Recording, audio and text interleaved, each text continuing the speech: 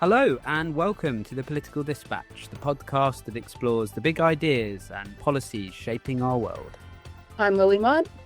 And I'm Tom Spare. In today's episode, Lily and I will be diving into a major reform which was announced earlier this summer, on the 17th of July, by the UK government. The announcement made huge waves in local, national and international media outlets. So now it's our turn to cover this development on the Political Dispatch. A little bit late, but that's okay. That's all good. This isn't breaking news. It's all good. Yeah, exactly. This is well thought through, cogent analysis. Slower news. It's all good. We're good.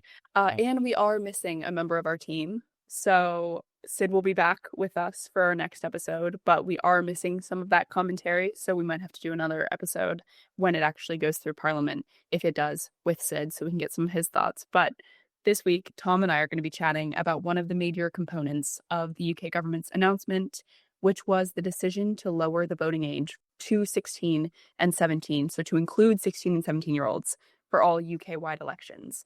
It's a historic, once-in-a-generation type of change, and I feel like I've seen it everywhere, even like just today or just yesterday. I've just seen so much media coverage around it. So now it's our turn, like you said, Tom. Yeah, and so this reform was first promised in the Labour 2024 manifesto and has now been officially committed to in a policy paper that was released called Restoring Trust in Our Democracy, Our Strategy for Modern and Secure Elections. So a nice, succinct promise there. Yeah, a bit of a mouthful. Today, we are mostly focusing on votes at 16, which is, I feel like, the part that has been picked up the most. There are some other components that we'll talk about, but the votes at 16 component has definitely been widely coveraged. We'll talk about why the government believes it's critical, how the opposition has been responding to it, and what this change will mean for young people and the UK's democracy more broadly. And that's good, actually. I'm looking forward to this discussion because really the only messaging I've picked up on is the votes at 16. So it'd be interesting to find out as we go through the episode a bit more. So let's talk a little bit about the government's proposal, which, as we mentioned earlier, was released on the 17th of July, 2025. According to the policy paper, lowering the voting age is considered critical to engaging young people in our democracy and empowering them to affect change locally and nationally. In addition to votes at 16, which you touched on a little bit, Tom, the paper also outlines a number of other reforms, expanding acceptable voter ID to include UK-issued bank cards, which is very interesting, and I kind of want to get your thoughts on that, Tom, because I've talked with some people who think that this is a very strange thing to put in place. The other things are moving toward automatic voter registration, so not necessarily committing to it yet, but moving that direction, tightening rules on political donations, and protecting against foreign interference. It's a pretty long document, but these were all outlined in different parts of it. Again, though, I do feel like the bulk of the media coverage was around votes at 16, but these are all also really important reforms to consider and to discuss. And yeah, I'd love to hear your thoughts on some of those, Tom. Yeah, and this was like sort of a bit of a counter to what some of the Conservatives had done in the previous Parliament, right, where they'd made it more difficult to, you had to prove, you had to provide more ID, very specific type of ID to go and vote. And I guess we can talk about this later, but voter fraud in the UK is actually incredibly low. The whole discussion about safety and everything, because it would be a bit odd for you to pretend to be someone else, go into a voting booth and put an X next to someone else's name. There's other ways of pretending to be someone else and getting a bit more money out of it. It just seems a bit of a strange thing to be pretending to do. But anyway, I'm sure there's plenty of people out there who have thought maybe at some point, I'm going to pretend to be Darren from down the road and I'm going to vote on his behalf or something. But yeah, just a lot of this seems a bit strange to me that that's the focus about voter safety, or like fraud impacting the election when there's so many other factors around. The government frames this as a generational step forward, which will modernise the democratic process to earn back trust in institutions that many, especially young people, seem to feel have let them down. I think that this is a really important part, and this is something that I'm going to talk about in a little bit because this idea of modernizing democracy and changing with the times, this was actually a big focus of the campaign that I worked on around Votes at 16. And I think that language is really great. I think that the idea of modernizing government and trying to update it for everyone, I think that that worked really well. But, anyways, yeah, we can chat about this a little bit more with Votes at 16, a lot of the discussion that I've seen around it, especially amongst young people, and I got to work with a group of 16 to 20-year-olds, so some of them who hopefully will be voting in the upcoming local elections, Welsh and Scottish local elections across parts of England, in London as well, and then in Wales and Scotland. I want to be as inclusive as possible. So if I'm missing any, I'm sorry about that, but we'll just go with the 2026 elections. I spoke with some 16 and 17-year-olds who will hopefully be able to vote. And the big concern that a lot of them have is what's going to happen in addition to this legislation being passed. And I put here, I think this is a great line. This was me trying to be poetic because normally Tom writes our scripts, but today it was me, everyone. So 16-year-olds shouldn't start voting with a wave of the political magic wand. There needs to be infrastructure around it. That's my Tom line for the episode, so I'll take it. But in my mind, and I think in much of the news coverage, in a lot of the conversations I've had, the most important infrastructure that needs to be put around this is education. And groups like My Life, My Say, which I previously worked for, Shout Out UK, and the Politics Project are all engaging young people in democracy in different ways across the UK. And there are many other organizations. Those are just a few that I'm very familiar with. And they are all stressing that Votes at 16 has to be paired with political media, digital literacy education, lots of other things, but I think education is a great place to start. I think it's quite interesting, this thing of, well, a 16-year-old's really I'm sure we'll discuss this, and you know, as you explain through the campaign and how that played out, you know, are 16-year-olds mature enough, capable enough, informed enough to be voting? Do they need this?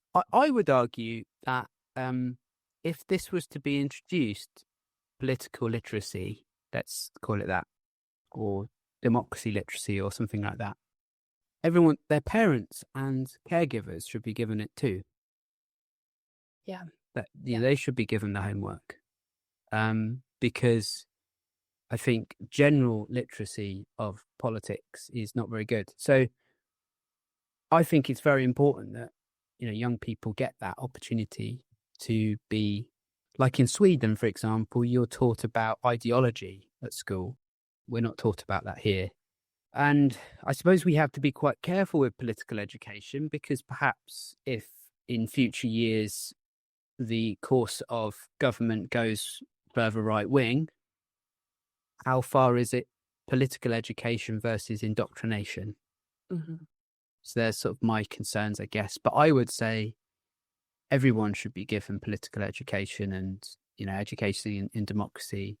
And I think, you know, automatic voter registration, I'd love to do an episode about Estonia, for example, because there, and maybe we'll talk about that as well, but Estonia's got great, they do a lot of digital voting, but with that comes a whole plethora of other framework around it, because their elections are likely to be influenced a lot by Russia. You know, there's potential evidence of them trying to intervene in those elections in that part of the world.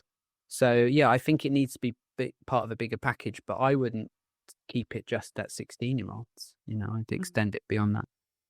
Yeah, I agree. I think a lot of my thought process has been exactly that, Tom, where if we're concerned about 16 and 17-year-olds, what about, I think the easy group to target is like grandparents. I think that's the easy group to kind of compare, where it's, you know, we're saying why are we so concerned about 16 and 17-year-olds not having enough lived experience, when I could probably argue that some of the people who are in their 90s, and I don't want to put a specific age on it, but maybe they haven't actually been out all that much, and they actually haven't they haven't worked and they haven't experienced some of the challenges that adults are saying I'm going to put adults in quotes because I think 16, 17-year-olds still are, but that other adults feel like 16, 17-year-olds might not have had. I feel like there are other groups in society that we should also be extending this to. I totally agree, Tom. But Mm, I think if we're going to question young people, let's also question other groups and make sure that all of us feel like we have the knowledge that we need and the information to vote and to be active citizens, active and informed citizens. So yeah, I think that is a great point, Tom. And I don't want to pick on old people here. This is not what I'm trying to do, but I just wanted to raise the concern as far as lived experience. We need to be thinking about everyone and making sure that everyone has the right information. So yeah, mm, with the work that I did, the campaign that we created was called V16. So it was V.16. And the core messaging around it is about updating democracy. And it's meant to be like version 16. So we always said that it was supposed to feel like a cross between Apple and Nike with the branding. So it feels very fresh. It feels youthful, but also trustworthy. That's something that Apple does super well, where everything is packaged so crisp and it looks how you feel tech should look, I guess. Maybe we've been indoctrinated to feel that way. So good old capitalism winning exactly. again. It looks reliable. But we used the squircle is what they call it. That's like the actual name where it's the rounded corners. Oh, is that So that it has looks a name? Of course, it has a like name. yeah, There's a name yeah, for yeah, yeah. everything, but Yeah. mm. So it looks like an app almost. And we were thinking about how all of us use technology in our lives now. That's just something that we have become used to, whether it's your phone, whether it's your laptop, everybody gets updates these days. And so that's something that all generations can relate to some extent. And young people in particular are so used to the messaging around, update your iPhone now or later, that type of messaging. So we wanted to do a little take on that and support the Labor government to follow through with their manifesto promise and show them that we're here to help, but let's do it together and let's get it done. Let's not delay. Let's actually update now. So that was kind of the whole framing of the campaign. But I think what's the best part about that campaign was we did work with this group of 16 to 20-year-olds from across the UK. And there were people from Northern Ireland, Wales, Scotland, England. We tried to get a very representative group, and they helped us lead the campaign from the very beginning. So it was their branding that they wanted, their messaging.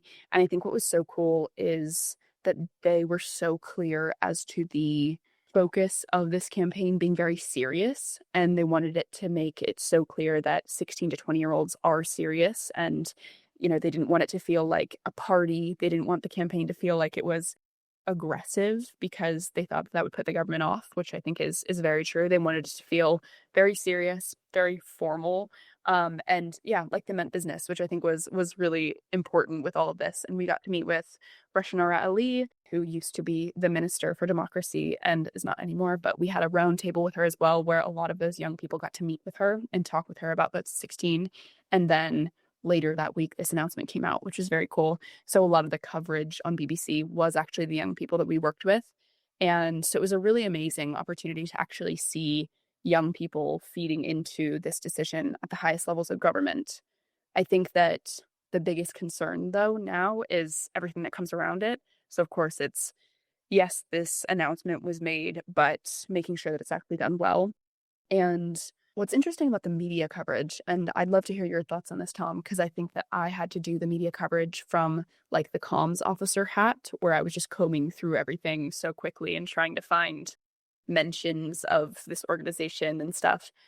But a lot of it was pretty on one side or the other, I would say, where they were kind of uplifting young voices and they were trying to have them spotlighted as why they should be voting and why they want to vote. Or it was young people saying, we don't want to vote and we don't think that we should, which I thought was really interesting. And I think it's going to be interesting to see as we get closer to this actually going through Parliament. There's going to be a lot more of that. And I think there's going to be more organization from the opposition to this so they can actually come back with their points a little bit quicker because this decision was made very quickly and it was made right before recess for Parliament. So I think the concern is that the Conservatives and Reform hasn't really taken a stance on it, so we don't really know what exactly they would do, but Conservatives mostly will probably be able to rally their messages a little bit better and pose more of a challenge to some of these campaigns that have been going out and some of the points that have been made. But anyways, that was a very big rant about why I've been obsessed with votes at 16 essentially for like the past few months. It was exciting to see it go through, but I think there's still a lot of questions that remain around it. What are your thoughts, Tom? Yeah, I was going to ask actually, how did you get hold of those young people to engage? How easy was it to engage them? Yeah, yeah. So yeah, tell us about that part of the campaign, because we don't in the media. We've discussed this in the past. We you don't hear young voices much, right? So Mhm. in our classes, Mike and Inaki and others would basically berate vox pops, saying they're useless because you go to a market garden town on a Thursday and it's full of retired people or people that probably well, kids aren't going to be on because if they're not in school or in college or training or whatever, then they're not really meant to be there Yeah, unless it's like the summer holidays. So yeah, how did you get young people involved? yeah, I think what was very cool about this and what's great about the work that My Life My Say does and some of the other organizations, but they're very committed to working with young people who are traditionally underrepresented, and that word can be used in a lot of different ways. And I think that it's changing a lot actually as well. So that word probably is going to shift in meaning in the UK. I know that it already has in the US, but it's constantly shifting what underrepresented means. So I'm just going to add that caveat. But underrepresented young people. So mostly that means people who haven't worked in politics in a traditional sense. So most of the young people that we worked with actually hadn't really worked on political campaigns before, which was very cool because it did feel like it was a true representation of most of the young people in the UK because I don't think that most you would hope that more would be involved in politics, but I don't think that most are. So the young people were sourced from a bunch of different organizations that work with young people, but not necessarily in a political capacity, and some in a political capacity, but some of them do engagement with young people through sports and through community service and different things like that. So it was a really great way to get young people from different areas and who have very different lived experience. And did anything surprise you about engaging with that cohort? Because obviously you're younger than me and they're younger than you. So to me, being 16 was quite a long time ago now. And I'm not, I'm not. I feel like I need to retire. Just because it's been a lot. It's been a long 5 years. The last 5 years of working in a pandemic, which to me just seems absolutely ridiculous. But anyway, that's me and my general feelings about work, I suppose. But yeah, did anything surprise you? Because you said that they took this seriously. They wanted to be taken seriously. It wasn't about creating something that I guess if it had been the other way around, if this had been a very top-down campaign, it would have been interesting to see what it would have looked like in comparison to when it's, people-driven and young people-driven. Yeah. Yeah, I think that is true. And I think what surprised me, which probably shouldn't have, but it was just the ideas that they came in with, like right off the start. I think that Vote to 16 has been going on for decades, the campaigns for Vote to 16 in the UK. So this certainly wasn't a new thing. I only really started to be involved with this campaign in February of 2025. So for us, it was kind of a sprint to develop this campaign, launch it, get into the minister's office and talk with civil servants and try to get this pushed across. But a lot of them had already done so much background research, or they had talked with people who were on past campaigning groups, or they had been familiar with past campaigns. And I think that that's the part that all of us need to give young people more credit for, where it's like they came in ready to go, and so many of them were ready with ideas.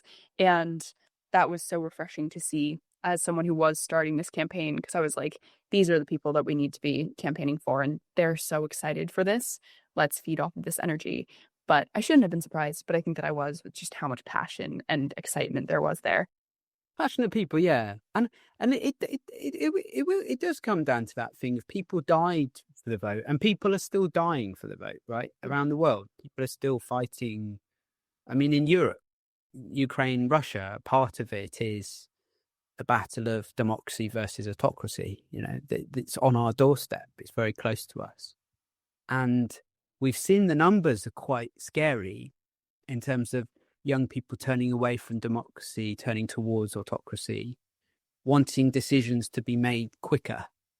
And I suppose that's part of the risk, I think, if we don't have a wider discussion on the health of our democracy across the whole population, not just age-wise, is that you set young people up to fail who expect a certain level from their leaders and from their family and parents and loved ones as to how much they know and how much democracy works for them.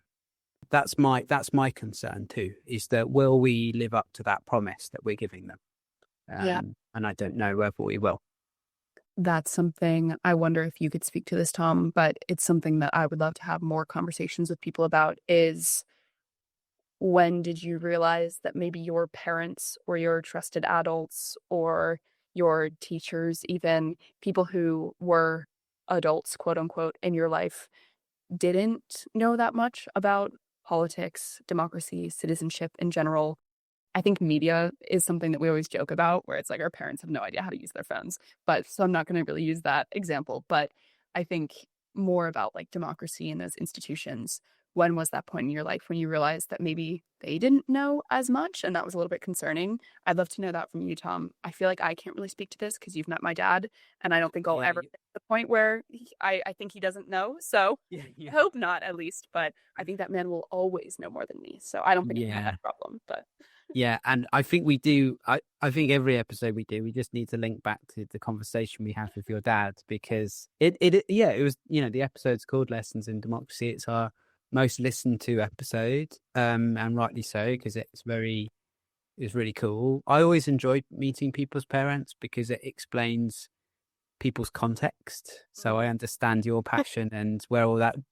You know, I don't want to put people's drive purely down to the family in which they grew up in or didn't grow up in. But you can see there's a lineage there of it's not just goes back to your dad, it also goes back to your grandparents and, you know, further back as well. Yeah, so my political awakening, I guess, was probably from a relatively young age, and I might have said this on when I was on your show actually on Be the Change, before I started the podcast. Yeah, I watched from a young age, was watching Have I Got News for You on BBC, and I was laughing where the audience laughs. I didn't really understand any of the jokes. And then there were quite big names that would pop up. You know, Boris Johnson at that time would pop up a lot when he was just an MP before he led the country. And he made a personality of himself, but also there was satire involved too. And I suppose it's the 2010 general election was the first time I could vote. And my mum wasn't overtly political.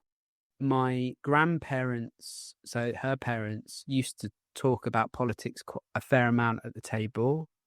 My grandma was a teacher. My granddad was a builder and had served in the Second World War.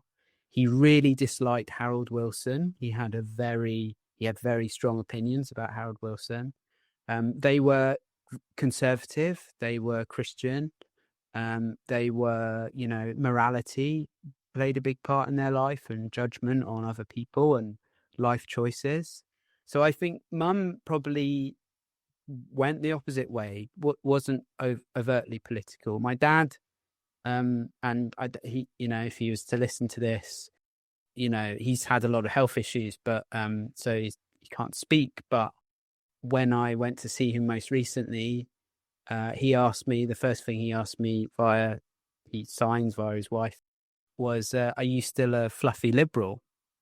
And my response to him is, "Are you still a champagne socialist?" And the care worker was just sat there very confused because they didn't know what this relationship was. And that probably tells the tale a bit, is that that my dad wasn't around when I was growing up, but I still have that sort of political thing. I think probably comes from that side of the family and mum's side of the family too. There's sort of a melding of it. And his political world, he was born in the late 1940s, and or early 1950s, late 1940s, early 1950s. Mum similar. So their world and their context was very different. And, mum, when she was a little girl, feared that the sirens would go off and she wouldn't get home before an atomic bomb was dropped. That's the reality which she lived in. And her and dad, went to West Germany on school trips. And mum was taken to a rural part of the wall, and they were shown the East. And that's the Soviet Union over there, and this is the West. This is democracy here. And there used to be a much clearer differentiation between capitalist democracy and then communist sort of regime, authoritarianism, totalitarianism. And I've been reading a bit of George Orwell recently. He writes a lot about totalitarianism. So it was that 2010 general election, I'd say, where I was asking mum a lot more questions, and she would engage, and she's really good, and she's taken more of an interest then I went on to study politics at university. But it was really, doing my A levels, voting, that I skipped into the voting place, and I really feel for any people in polling stations, particularly rural ones or in small towns where not many people are, stopping by. It can be probably a very long day. And they were surprised by my enthusiasm for it. In recent years, I haven't felt the same level of energy and enthusiasm. I've not really know who I'm going to vote for or any of that sort of stuff. But for me, I think it's very exciting that 16 and 17-year-olds vote. In Wales, it's been the case since 2021. We've only had one Senedd election so far where that's possible. Turnout wasn't great, but we were still in COVID-y times. There was still a lot of restrictions. Social media was awash with not nearly as advanced problematic stuff that's going on now, but we were seeing a lot of it play out. But I think the best example is probably the Scottish referendum, where 16-year-olds were able to vote, and turnout was ridiculously high. You're talking over 75%. So yeah, I think it's a good thing. But I'm going to keep saying this now, and I'm probably going to say this keep saying it after we've recorded, is that we need political education for everyone, not just 16, 17-year-olds. Yeah, definitely. I totally agree with that. And I do think your story, though, Tom, speaks to another one of the criticisms about Vote 16, where a lot of people were saying that young people will just vote along the same lines as their parents. And I understand that argument because as I was growing up, there were some friends that I had who I think that would be the case because I think politics were heavily talked about in their households. So it'd be very hard for them to not vote that way. They would have to take pretty significant steps to teach themselves otherwise, which I think that is a concern. But I also think that I've seen the opposite happen where some of my friends, politics were talked about very heavily in their household and they disagreed very ardently with some of those conversations. So I think that your story speaks to that too, though, where you might have a parent who is less overtly political, and at that point it's up to you to make your own decision, and it's up to you to find those resources. There should be political education so you don't have to do it yourself, and there is some guidance with that. But I think that your story speaks to you can have a mix of things and you can have different experiences. The other bit is that 16-year-olds won't be able to stand for office, which is a little bit inconsistent. If they can vote, but they can't stand for office, that's kind of a strange bit of the system. But I haven't really explored that concern all that much. And then I think the biggest one is just that people aren't mature enough to vote, as I've seen in some of the news reports. But public I, polling, I think, is divided. So yeah, I've met plenty of adults where I think I'm not sure why you have to vote, you know. So it's I'm joking. I'm half joking. Am I? I don't know. Who knows? Yeah, I think a lot of folks think they're more informed than they are, and there's a difference between being informed and having an opinion. true, true. And how much of this is just opinion versus being informed. And it's interesting, isn't it? Oh, 16 and 17-year-olds will just vote like their parents. That's completely taking away agency from those people. And I think if 16 and 17-year-olds are passionate, their family might listen to them, right? Hmm. And I'm sure that's the same. If we were to go to the Eastern Bloc, at the fall of the Berlin Wall, and we were to talk to 16 and 17-year-olds who had managed to access banned radio stations and hearing music and from the other side, or like kids that had seen Michael Jackson and Bruce Springsteen play in the Soviet Union before the fall of the Berlin Wall. Their passion and their future would probably be the thing that would be driving their parents to think, well, maybe there is an alternative. Maybe there's a better life out there. So maybe taking that agency away and being patronizing towards 16 and 17-year-olds isn't the best approach, and listening to them more is, I'd say, probably a better way of doing it. Yeah, and I think that we come back to this discussion a lot in our episodes, but also I think that it's such a testament to Be the Change Media Network in general and some of the podcasts on it. I think my own podcast is such a testament to that too, which I mean, most of the people that I interview are under 25 and they're doing incredible things. So are we going to say that they are less adult or have less of an opinion Mm. than They're less valuable. people? Yeah, Yeah. they're less valued. I mean, that's so stupid. They're the generation that has to live with the consequences of the bad decisions which are being made now. And I saw recently the clip of Harrison Ford from 2019. He's very famous for all of his films and everything, but he's a big environmentalist as Mm, well. And he said, the best thing that we can do is stand out of the way and let the next generation come through, because they are inspiring. That's what Obama said. I'm hopeful for the future because people like his daughters and younger, um, they are awake and they are trying to make a difference in the world. It's just that these old creaking systems and leaders that stick around for too long. You only have to look over to the most recent election. It wasn't exactly the youngest crowd.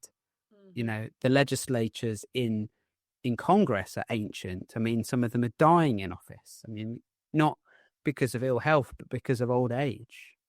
There's no better symbol of a aging democracy than being run by a load of 70 and 80-year-olds. I mean, that's what it was like at the end of the Soviet era.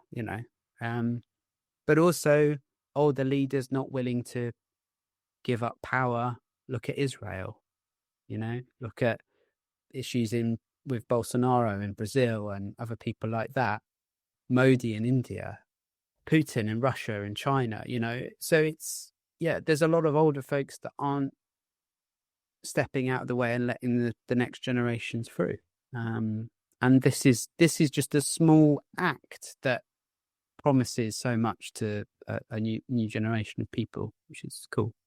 yeah, yeah, and I think it's very true, and I also do want to highlight the last bit that if they start younger, those excited young people that I got to speak with to create the campaign that I did, and Tom, if you were 16 now, all of this excitement, all of this passion, turns into habits that are then reinforced. And I think if we're doing it earlier, and we can even just 2 years earlier can make a huge difference. And I think that that's something that is so important as well. It's making citizenship and making being an active part of this system that, like you said, Tom, people died for and people have fought for, be a part of that and make it a habit to do it. And starting younger can only help. So that's the other bit that I wanted to add is there is data about how if you start younger and if you start doing things at an earlier age, you are going to continue to do them. And when you were doing research around this, sort of going back to that campaign as well, I suppose, did you look to any other countries that had reduced the voting age?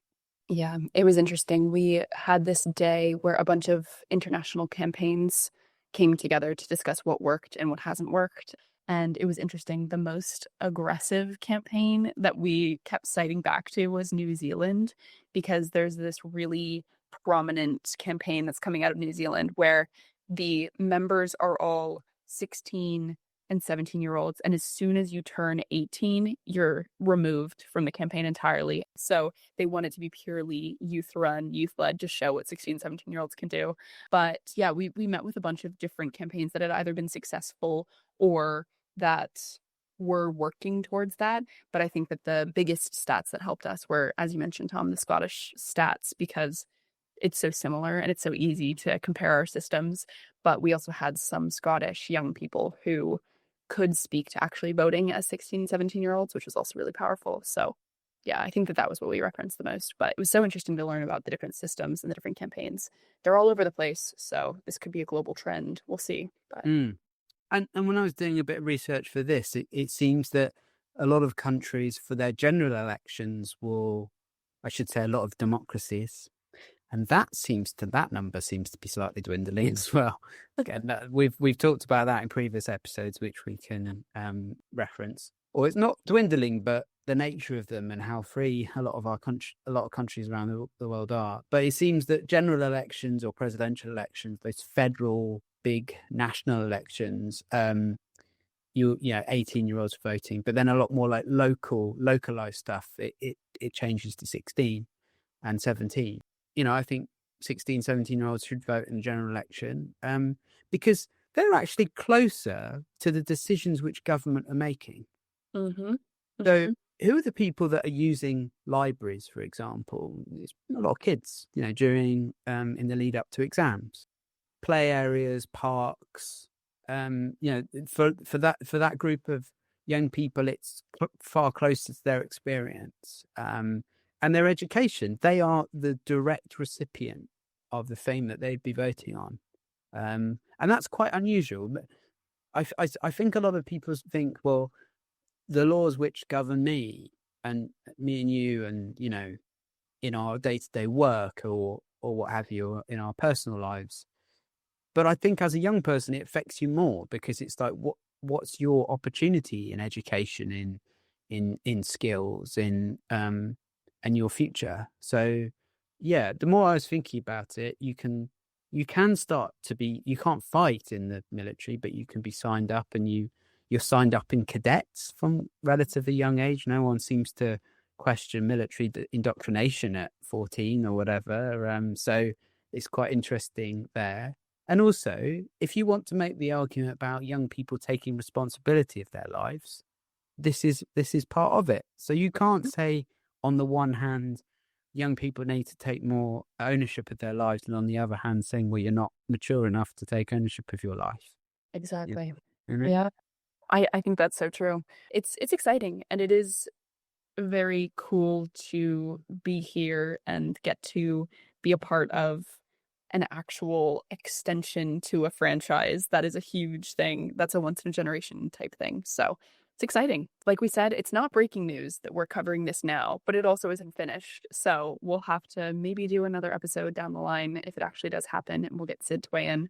But it was just good to hear. I feel like we should have done this sooner, because now you've got me thinking about more things that we could have talked about in the campaign, Tom. So Yeah. good points. Yeah. So yeah, I think you're right to say there's a lot more we could have done, immediately afterwards, but all of us were going through changes, new jobs, moving places, all that sort of stuff. But there's still plenty to talk about this because although it's presented as a done deal, the elections and democracy bill still needs to navigate Parliament. So while Labour holds the majority, there's likely to be a debate over timing, safeguards, and broader electoral reform. And if it succeeds, the UK may join this global trend that I mentioned of expanding youth participation in politics. Hopefully, we'll see. But it also raises questions about intergenerational trust going forward and how democracy adapts to the challenges of the 21st century, which you talked about a little bit, Tom, especially with the digital voting systems and automatic voter registration. So there's definitely more questions to answer. 100%. And yeah, as you say, there's still many more questions to answer around how the voting age will be lowered and what impact this new legislation could have on our democracy. And in classic political dispatch fashion, we will leave you with lots of these thoughts to ponder, and you're probably left at this point with more questions and answers. We will have to do a follow-up episode to discuss all this legislation when and if it actually goes through Parliament. I think that's the best part of the political dispatch, when we just end on a series of questions. We've thought about them, but now you guys think about them, because that is classic for our episodes, I think, at this point. Next time we'll have Sid with us to weigh in when we talk again about votes at 16 and maybe some of these other reforms. But that's all from us for this week. Please like, subscribe, and share our show so we can reach more people and deepen this conversation. I'm Lily Mott. And I'm Tom Spare, and you've been listening to The Political Dispatch.